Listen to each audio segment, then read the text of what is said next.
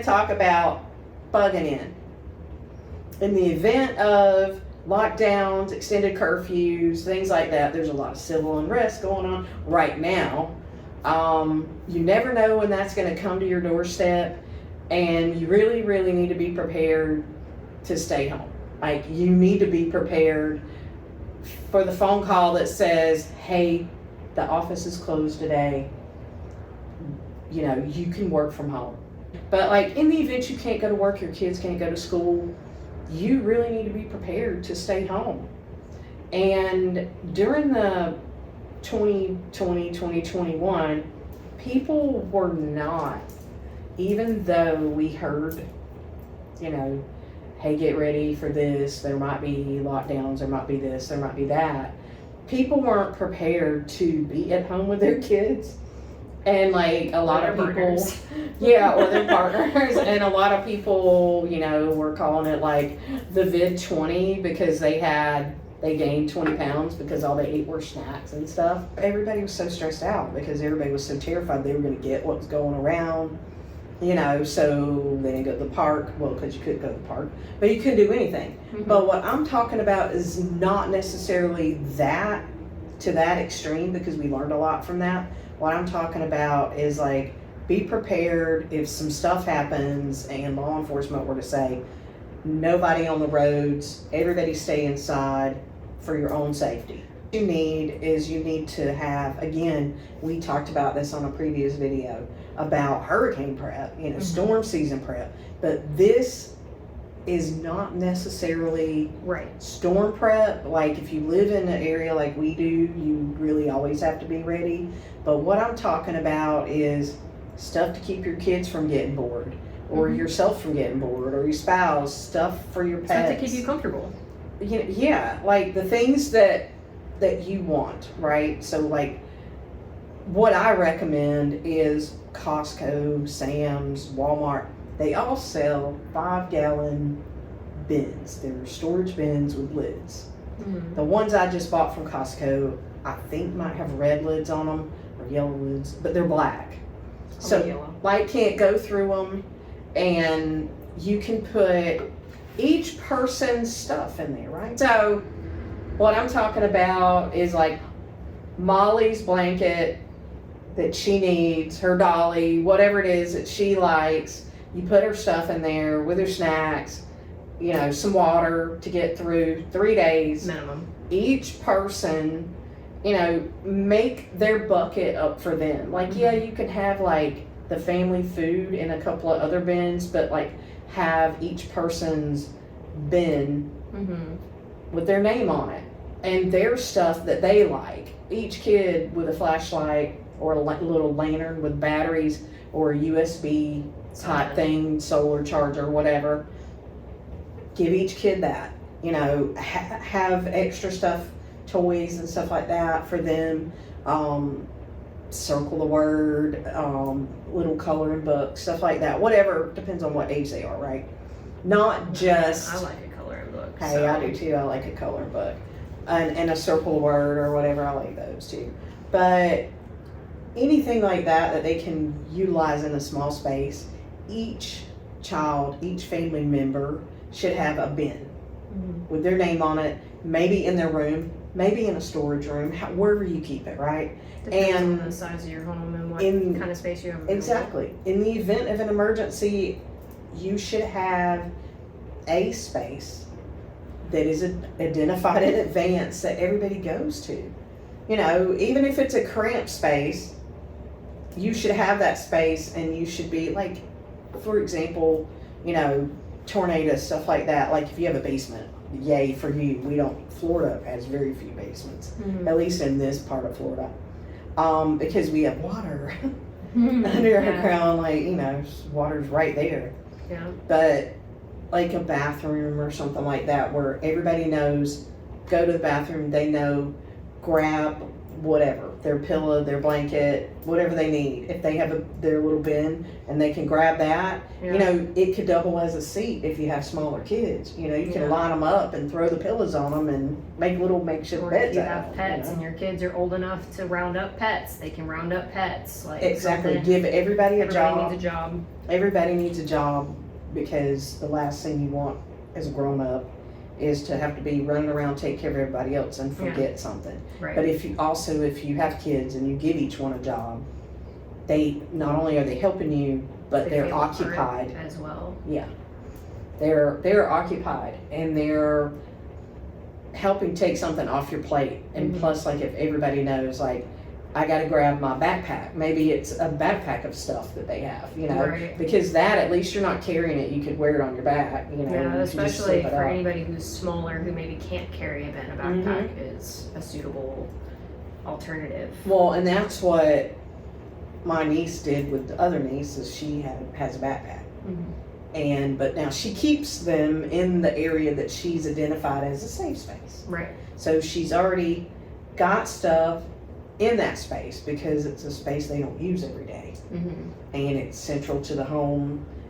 It's the safest room in the house. So that is what people need to do, is they need to look around their house and they need to identify a spot that doesn't have windows, you know, it won't flood, etc., etc. Like one central spot that's safe for everybody to get into, where people can lay down in it, you know, if it's for a long period of time, like a hallway, Yeah. you know, because there's usually no windows in a hallway, or a bathroom, Yeah. you know, usually that there's maybe has a something- smaller window in it that you could cover with something. Right. But first key to this is making sure you have 3 days worth of stuff. And if you already have 3 days worth of stuff, then make sure you have 7. Right. You know, obviously if you have a safe space, you're not going to be able to keep all that stuff in it unless it's pretty big. Right. You know, if you have a basement, like I said, great. If you have like a storage room or a pantry, maybe a big pantry, walk-in pantry, that might be a good spot, you know. But identifying the space, having your 3 days minimum of stuff, having stuff for your kids to do and yourself, those are all important when you can't leave the house. And keep in mind, not only if you can't leave the house, but like, what if there's no Instacart? Everybody's addicted to Instacart now. No food delivery, no nothing, like everybody off the roads, because it's not safe for them to be on the road, right? Like, what if it's bad weather or trees down everywhere or whatever, you know, or there's, you know, unrest?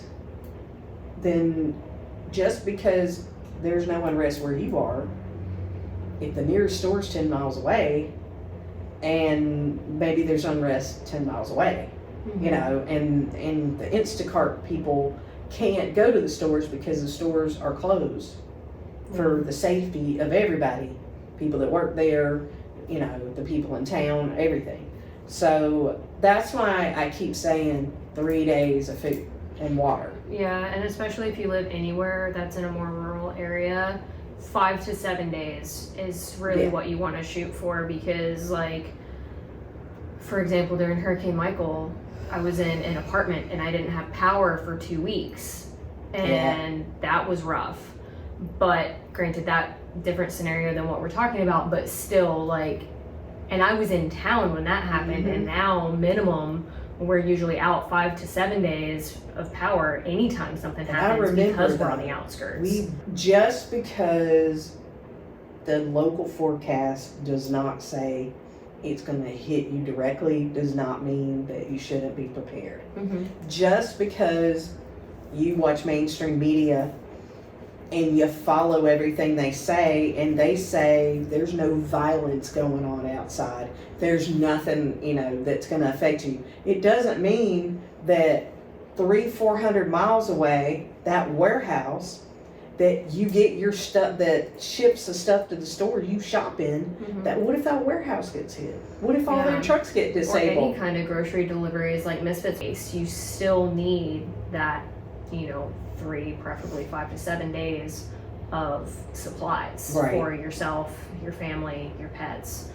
And medications. Yeah, medications are something we don't really hit on super often, and people forget about them a lot, but it's important to make sure before any major event, whether it's a natural disaster or any kind of lockdown or whatever, to make sure you have your prescriptions filled beforehand, or vitamins, whatever you whatever depend it is on. you use every day. Like mine would be, like we talked about the safe space, but something that we didn't really talk about was like during those extended lockdowns and curfews that occur occasionally, being comfortable just in your home. Right. Like we didn't really like identify areas where you can, well, we kind of touched on it, but like where you can briefly work, where your kids can do their schoolwork. Right. But each person, like when you're all stuck in a house and you can go outside, but like you can't really go down the street or anything. Right. You like could you go can't in the really backyard. Leave, but like everybody's right on top of each other. Y'all are gonna start like rubbing on each other's nerves, no matter what. The pets are on top of you, the kids are on top of you, you know, you and your significant other right in the same room constantly.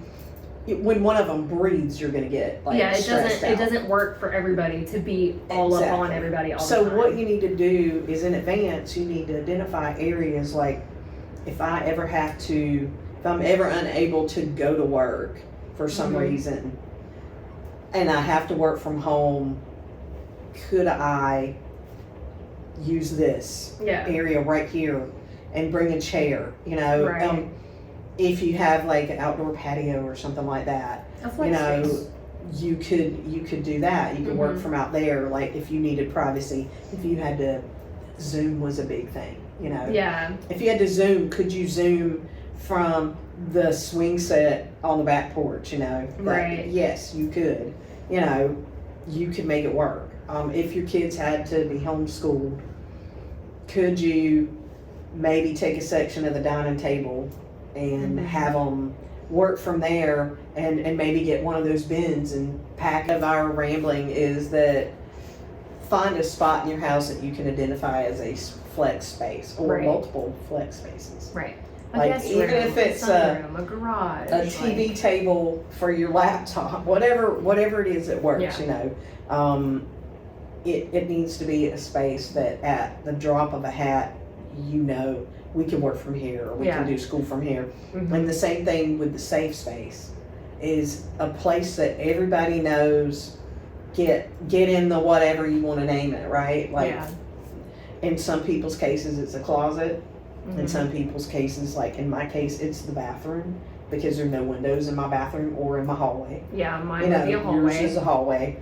But like you just hunker down until whatever it is over. If it's like a tornado or whatever coming through. But I think that kind of covers two aspects of the lockdowns and stuff that we might see coming, you know, and also kind of goes back to a previous video when we talked about hurricane prep and like if you don't have power, if you don't, like we kind of already covered all that, but we'll have some kind of plan into place because you never know what's coming to your door. Right. And you never know what is going to happen. Our weather's been super crazy lately. So you just don't know. And I would rather people be prepared in advance than be freaked out later, you know, and not have a plan and not be able to get a hold of their kids, not be able to, like, you know, you need a word to use and you need a place to go and you need to know what needs to be in that space. Just so that you're prepared. Yeah. On the topic of like safe spaces, let's talk about ways that you can fortify your entire home. Like just little things that anybody can do. Okay. Like the fortifying your door jambs. Yeah. One of the things, like in our area, a lot of folks live in manufactured homes. There's a way to fortify your door to stop it from, I guess, to keep it from being as easily kicked in or blown in. 4-inch screws will go a long way. You know, they will. You know, they'll go 4 inches. They'll go 4 inches. But by swapping out the screws are like not even an inch and a half. No, they're little. And so by swapping all those screws out in your hinges and in your door jamb, all of that, if you swap all those little screws out and you put big 4-inch screws in, it will help so much. Like it makes your door a lot harder to kick in. And if you do that on all your exterior doors, and you also do that on your safe area door, that will help you quite a bit. That's one thing that you can do. Another thing you can do is put motion sensors in your yard so that you know if when a vehicle comes in to your driveway, or put motion sensors on your porch, or ring cameras, because even if you don't have power, it will run off the battery for quite some time. Right. And if, like us, you have your Wi-Fi on backup, so we have a separate system just for our Wi-Fi, and even if the cable is not working, that router is still on, and we can still connect to all of our cameras. Right. Because the cameras are wireless. Yeah. So many things you can do with motion sensors that can help make your home just a tiny bit safer. Right. But then also if you're able to, having shutters installed, like, you know, like windproof shutters, like storm shutters, or having boards or plexiglass that are fit to your windows so that you have them accessible. Right. And then let's talk about one of our properties that has a plethora of flex space in it. Yeah, 66 Connie, down in Shell Point, gated community, number one. That's the first thing. So you got to have the code to get in. So there's your first fortification right there. Your second thing is it is a community. Everybody knows everybody. They see who comes and goes. And so stranger danger, they're going to be like, hey, we saw so-and-so around your house, and they didn't look like they'd ever been there before, you know. Yeah, and that's something we didn't really talk about, is knowing who your neighbors are, because your neighbors can watch your back. Right. Miss Helen's got my back. Like, the lady at the end of our road got everybody's back. Oh, yeah, she sees everybody. So, you know, we live in a world where people don't want to know their neighbors, and people want to keep to themselves, and I'm one of those people too. So, I mean, I like some of my neighbors. And like knowing who your people are is important. Knowing who you can depend on, and knowing who will take straight out of your hand is important.